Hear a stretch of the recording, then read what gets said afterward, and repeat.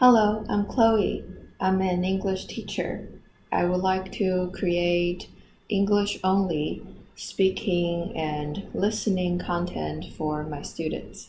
I think it's extremely helpful when students have something to listen to and they can see both Chinese and English subtitles at the same time. It helps people who are on different English levels. If you only understand a little bit, the Chinese subtitles can help you.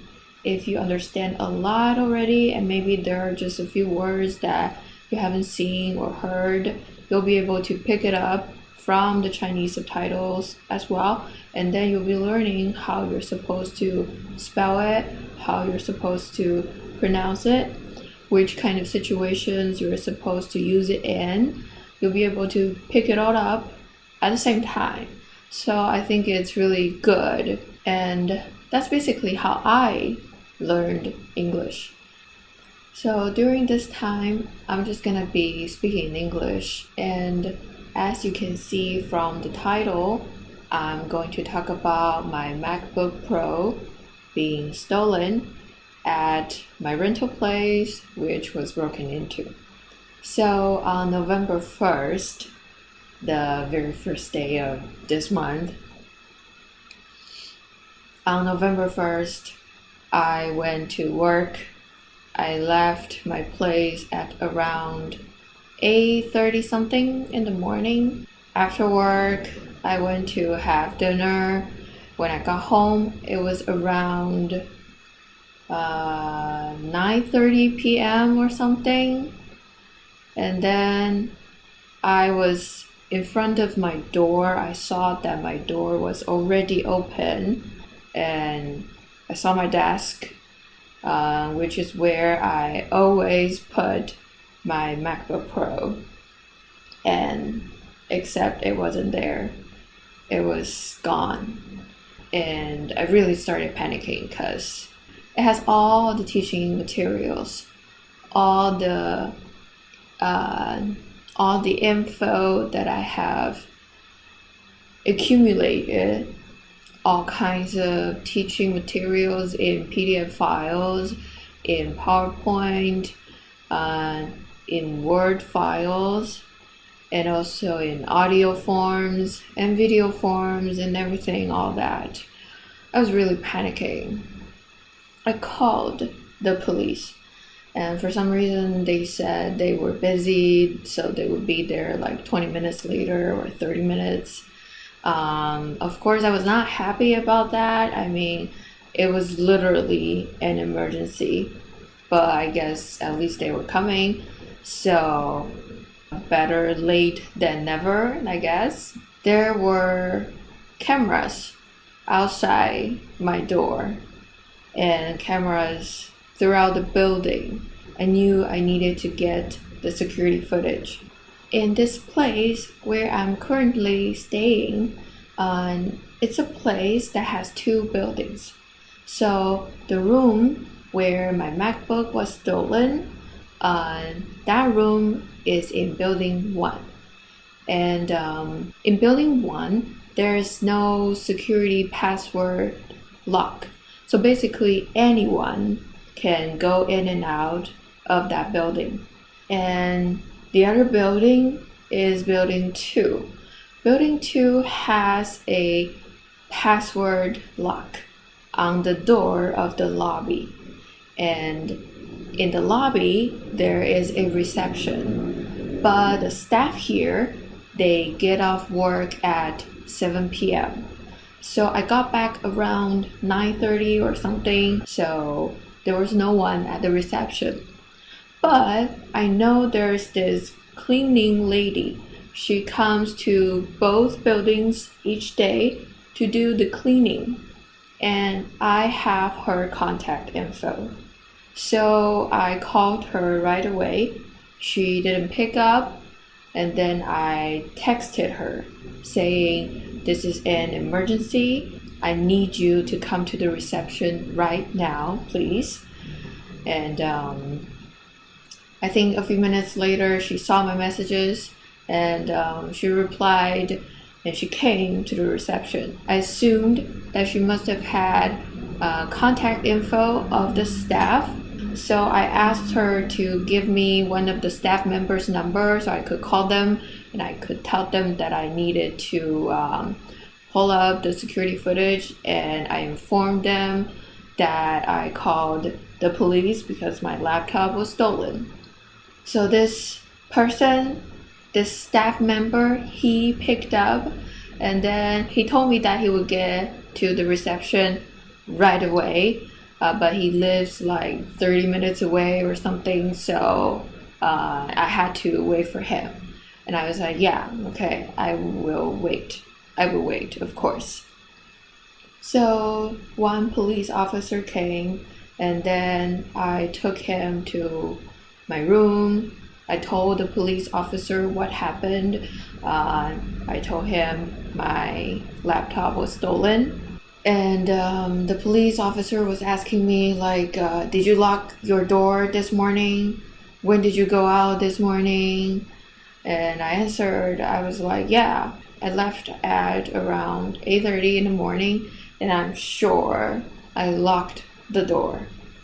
And then he was telling me that he would get their forensic personnel to check if there's any fingerprints. I think around 10 minutes later, this forensic personnel came, and then he was trying to collect fingerprints. He was sort of dusting or sprinkling some black powder-like thing, maybe some carbon powder. I'm not sure. I have no idea what it is. But soon after, the forensic personnel told the police officer that there was no fingerprint at all. They couldn't get anything. He couldn't get anything. So I guess that's kind of a disappointment, but there's nothing we could do. So I asked the police officer to wait with me for the staff member from the reception in building 2. We waited for around 20 minutes, and the staff member came. So we were all trying to first look for the time when I was leaving my room, see to know the exact time that I left, and to check whether the door was locked or not. So I told them to look for the time around 8:30 or something.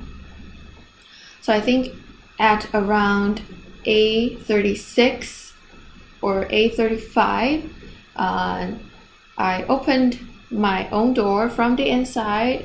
I went out, I closed the door completely, and this kind of door, it would just lock automatically whenever I close it. So I didn't do anything with the key or whatever to lock it. If I close it, then it's locked.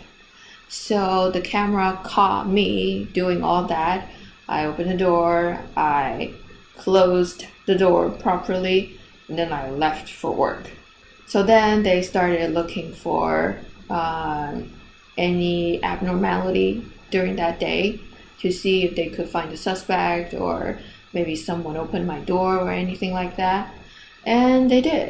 At around 11:30 or something, the camera caught this guy sitting in the lobby on the first floor in building 1. He was not really doing anything, probably just playing on his phone or whatever. Okay, I think this is scary. I think I'm still quite anxious when I talk about this, when I think about this. But I want to get through this. Because whatever happened, and I will be fine. I am fine now. Okay, so he went straight to the floor that I was staying at. He didn't go to any other floor. He didn't go to any other room, which was strange. And He went straight to my room. He had this like a white plastic card or something. I don't know whether it's plastic, maybe it's metal. It's not really clear from the security footage, so we don't really know what it is, but it's this card looking thing. So he kept turning my door handle. He was also using that little card like thing to force open the door, and he did. And he didn't waste his time. He went into my room. My MacBook was on my desk, so it was obvious to see. So he probably just took the MacBook and left. And he didn't close my door. So that's why my door was open by the time I got back. And the guy was wearing a mask. So, but we saw his face, we saw his head, his hair, and his clothes, his bags, his shoes. We saw all that. So that was an important footage. And then they started looking for when the guy entered building 1. So yeah, it was just a little bit before 11:30 or something. The camera on the exterior of the building caught him outside the building smoking without his mask on. So basically we got this guy's entire face. But yeah, having the guy's face really doesn't do much, because we still don't know who he is. We don't have enough clues. So yeah, it was a really horrible experience for me. I did try to find my function, and I found out I was so stupid because in that I logged in and I can see all of my devices. I see my iPhone, I see my AirPods, I even see my iPad, I even see my old MacBook Air back in maybe 2016 or something, but I don't see my MacBook Pro. So I knew I didn't set up the MacBook Pro. That's why it was not on the Find My function. I wasn't able to see it. I set up all my other devices, just not the MacBook Pro. So yeah, I was really stupid. So I wasn't able to locate where the MacBook Pro was. I went to the police station to give a statement. The police asked me whether I wanted to press charges, and I said yes. I pressed charges. So I think the police is trying to investigate this case. I don't know how well they're doing their job though. Like I said, it all happened on November 1st. It was a really traumatic experience for me, because now I know exactly how it feels to have your own personal space invaded by a stranger, and how scary, how horrible, how fucked up it is. My sense of security was at this new low in my entire life. I didn't feel safe. So like I said, there are 2 buildings. I contacted the staff member. He came, and he also went to the police station to talk to the police officer and to help provide security footage to the police. Something like this happened to me back in 2017, I think, if I remember this correctly. Yeah. And I'm not gonna get into too much details about what happened to me back in 2017. All I'm gonna say is that it was not a stranger, and someone took my MacBook Air when I was in a foreign country where I had no friend, no family member whatsoever. I was totally alone. So this person took my MacBook Air and refused to return it to me. I think that was traumatic enough already, because I think it's even scarier to have someone who knows you and use everything they know about you as advantages against you to take things away from you forcefully. That was already a traumatic experience, and I had to deal with foreign police officers in that country. I went through such horrible time back in 2017, and on some level I think I'm still trying to recover from that. I think mostly I am fine now, but probably not 100%, which is okay. I guess I'll get there someday. I'm not really in a rush. But then on November 1st, 2021, something so similar happened again. Now this time it was a stranger, and I've actually upgraded my equipment. I was now using this MacBook Pro, and the stranger stole it from me. So like I was saying, I know now how it feels exactly to have your personal space literally invaded and to be violated like that, to have your personal valuable belongings stolen, and you have no control. You don't know where your belonging is. You don't know why someone took it. You don't know why this happened to you, and well, there probably isn't any reason. So that really sucks. So before I gave my statement at the police station, I sort of broke down. I was in the police station. I was sitting on a chair waiting for a female police officer to take my statement, and I was trying to calm myself down, because I was thinking about when my MacBook Air was stolen when I was in another country, how hopeless I felt, and how alone I was. But I knew I had to stop thinking about those, because I had to focus to give my statement.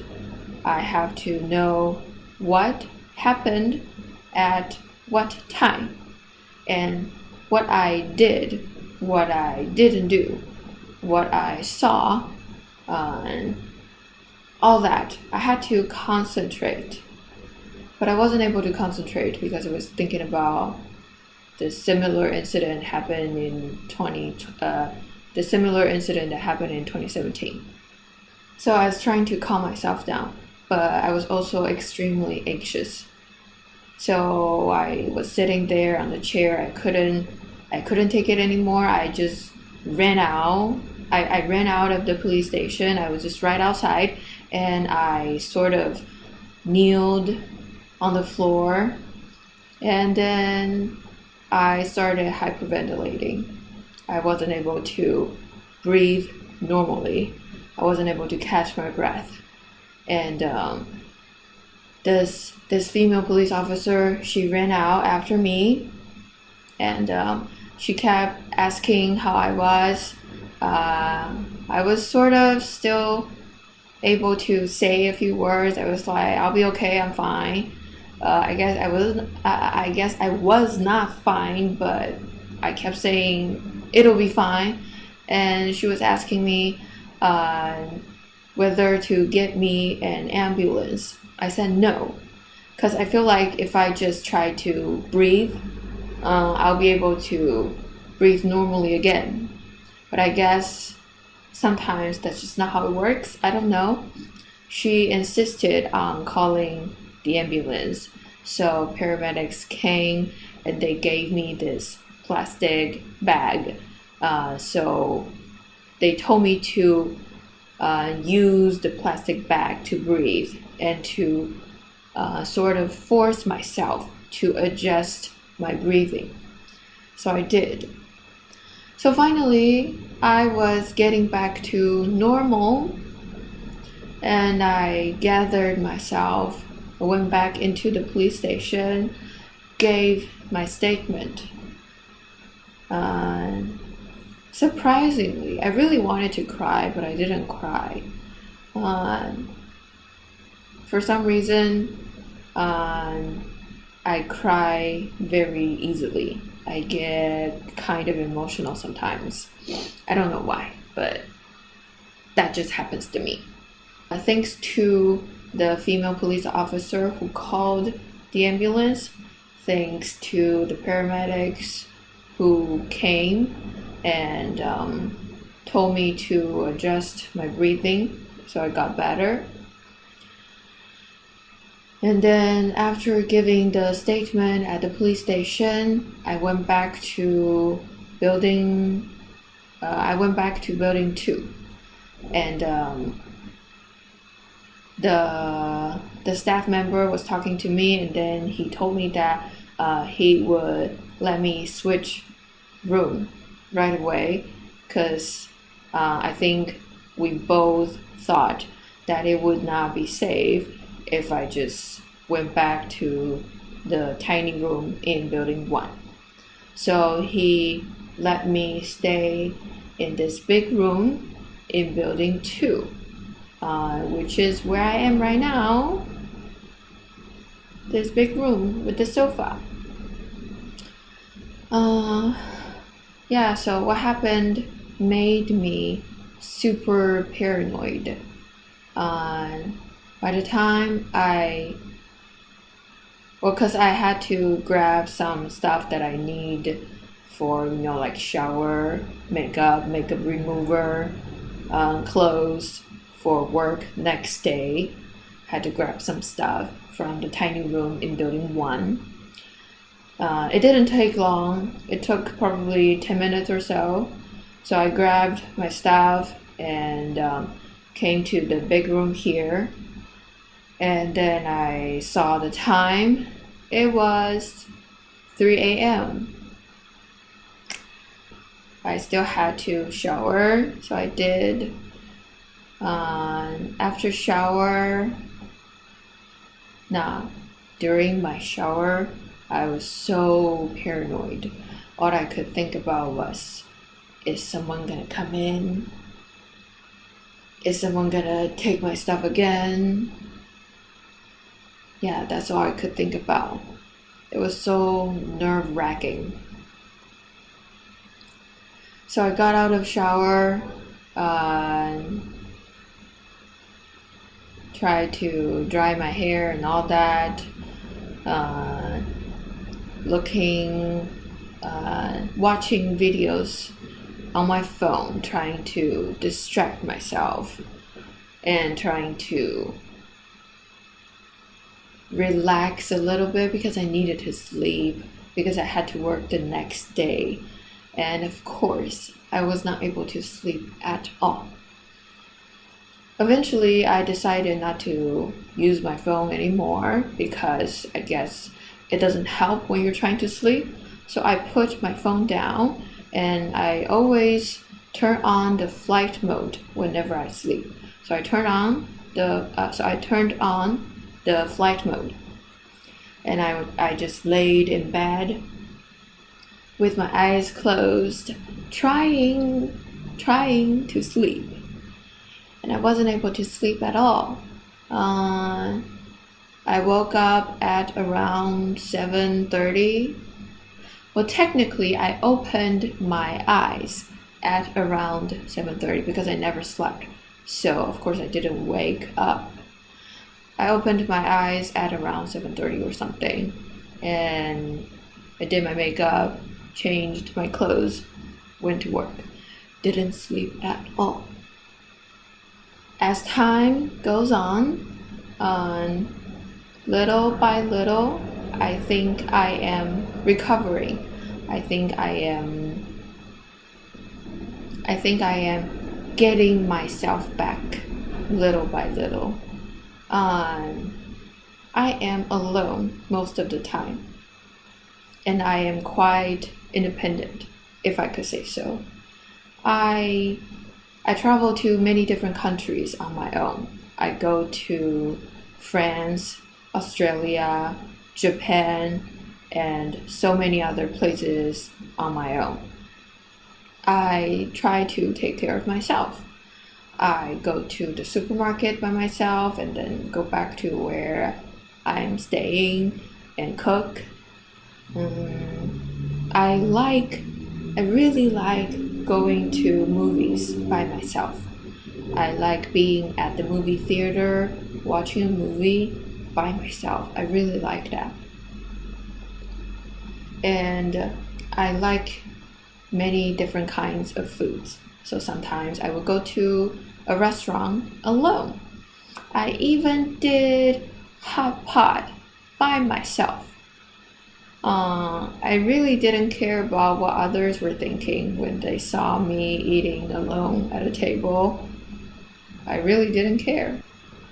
I like being with myself. I like being alone on a certain level.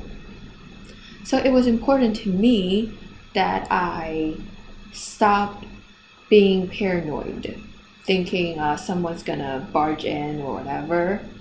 I needed to have my sense of security again. I needed to feel safe by myself. So I am sort of okay right now, though talking about it makes me feel a little bit scared again, but deep down I think I know I'll be fine. And still, I'm trying to create English only speaking and listening content for my students. This is quite personal to me. My personal valuable belonging getting stolen, and me feeling anxious and scared all this time. It happened on November 1st. Now it is November 14th. So it took me about 14 days to feel closer and closer to myself again. But I'm not there 100% yet, and it's fine. So that's it. Well, actually, I went back to the police station on November 3rd because it was the first time something like this happened to me in Taiwan, and I don't really know much about how things work. So I went back to the police station on November 3rd because I didn't know what I was supposed to do. Maybe there was something more that I could do. And I also wanted to check the progress of my case. I wanted to know whether the police officers, whether they have gotten any other security footage from the surrounding area, from the surrounding establishments. Maybe a convenience store, maybe a laundromat or something like that. Maybe some other cameras caught him. Maybe the camera caught his vehicle plate number or anything. Maybe other cameras caught the direction he went when he left.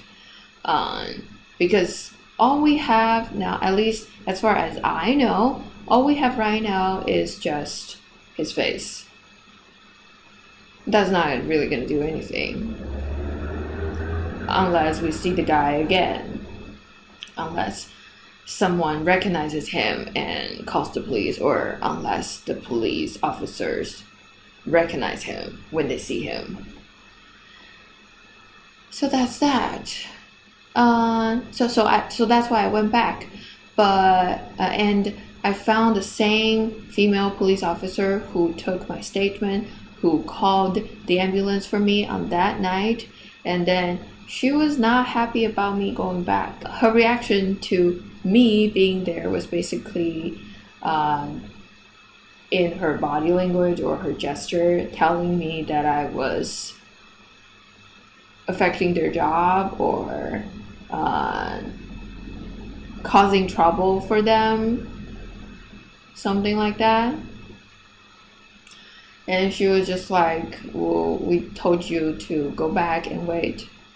That's it. There's nothing else you can do. You wait. That's it. And I was like, did you guys get the security footage from other surrounding establishments? And then she was like, no. And I was like, it's already the second day after it happened. You guys haven't gotten the security footage, then is it going to be too late? Because I was just thinking, each security camera system, I guess they all have a different backup plan. So like the one in building 1 and building 2, they back up security footage up to 1 week. So each day that goes by, data from 7 days ago will be erased.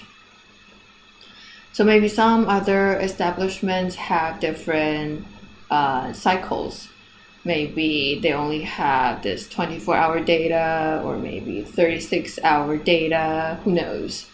So I was just asking, like, is it going to be too late? So she was like, we're busy. We have other cases before you. So we have to deal with other cases first, then we'll deal with yours. And I was just like, okay. I mean, yeah, I don't know how to be a police officer, obviously. I'm not one. And of course, I'm not going to tell you how you're supposed to do your job. But I guess it was just such a disappointment to hear that they haven't done anything and they're busy. And they'll deal with my case when they have time. I'm just like, okay. So I left the police station. Basically, she was like, I was bothering them for showing up. Maybe I was, but I was anxious and I didn't know what to do. I just wanted to check whether there was any new progress, whether there was anything I could do, but there wasn't. So now I'm just waiting. Nobody knows whether we can find a suspect. I know it's a long shot. I don't have too much hope.